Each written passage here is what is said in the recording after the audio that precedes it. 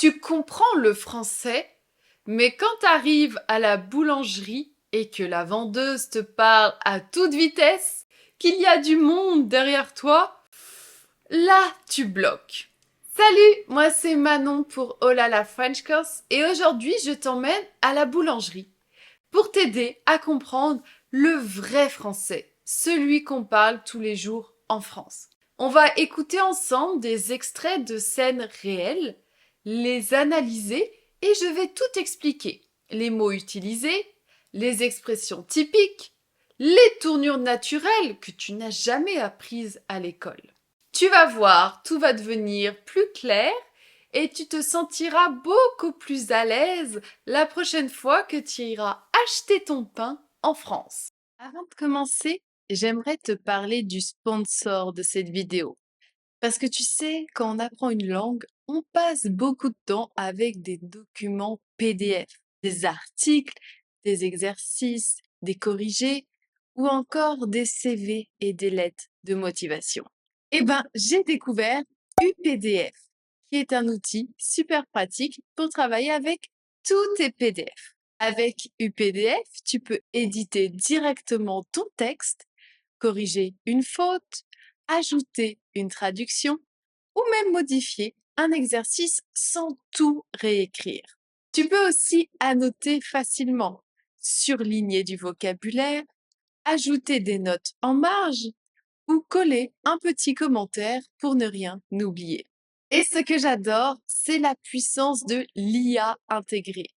Tu peux demander un résumé d'un texte trop long, traduire rapidement un passage ou même poser directement une question sur le contenu du PDF. Bref, si tu veux rendre ton apprentissage du français plus simple, plus rapide et plus efficace, UPDF est un vrai allié. Clique sur le lien dans la description si tu veux l'essayer dès maintenant. Allez, on commence. Direction la boulangerie. Bonjour, bonjour madame. Je suis à vous tout de suite. Je suis à vous tout de suite. Ça signifie que la dame, la boulangère, finit ce qu'elle est en train de faire et juste après, elle s'occupe de votre commande. Ça veut dire, en gros, merci de patienter quelques minutes et je m'occupe de vous. Bonjour, bienvenue monsieur. On a 5 pains au chocolat. C'est bien. Voilà, vous commencez bien votre matinée, vous voyez. Quand vous êtes mon premier client, je vais vous offrir un pain au chocolat en plus. À savoir que dans la plupart des régions françaises, on dit pain au chocolat, mais que dans le sud-ouest de la France, on peut dire chocolatine. Donc si vous êtes dans le sud-ouest, comme vers Bordeaux, vous allez demander une chocolatine et dans le reste de la France, un pain au chocolat. Quant à la boulangerie, il y a plusieurs façons de demander, de commander quelque chose. Ça peut être « je voudrais une baguette s'il vous plaît »,« je voudrais un croissant ». Ça peut être la vendeuse qui te demande ce que tu veux. Qu'est-ce qu'il vous faudrait? Qu'est-ce qui vous ferait plaisir? Qu'est-ce qu'il vous faut? Et là, tu dis une baguette s'il vous plaît, une tradition s'il vous plaît, un croissant s'il vous plaît, etc. On peut souvent entendre aussi la vendeuse dire ou le vendeur avec ceci. Donc ça veut dire est-ce qu'il faut autre chose? Est-ce que vous voulez quelque chose avec? Ça sera tout. Encore une fois, est-ce que vous voulez quelque chose ou c'est fini? Avec ceci, ça sera tout. On peut entendre ces phrases de la part de la vendeuse en boulangerie. 1,05 s'il vous plaît.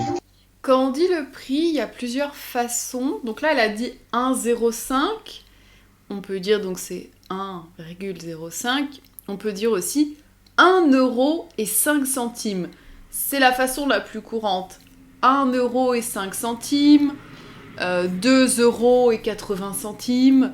Ou parfois on peut dire oui, 1,80 €, 1,80 €. Donc il y a ces deux façons-là de dire le prix en français. Ah ben, les croissants pour le chocolat, ça sera. Oui. Un pain complet. Au revoir.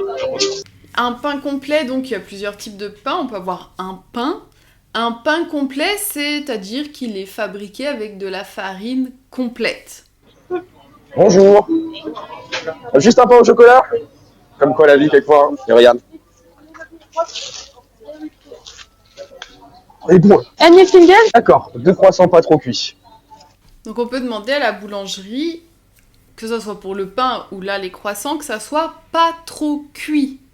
Donc que ça ne soit pas trop chauffé et que le dessus ne soit pas plus brun marron foncé.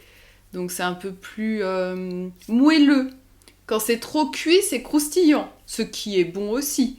Mais il y a des personnes qui préfèrent quand c'est moins cuit, donc plus moelleux, et d'autres personnes qui préfèrent quand c'est un peu plus cuit, donc plus croustillant.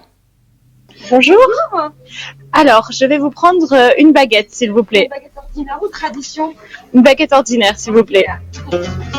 Alors tu te demandes sûrement quelle est la différence entre une baguette et une tradition. Donc là, la femme demande si elle préfère une baguette ou une tradition.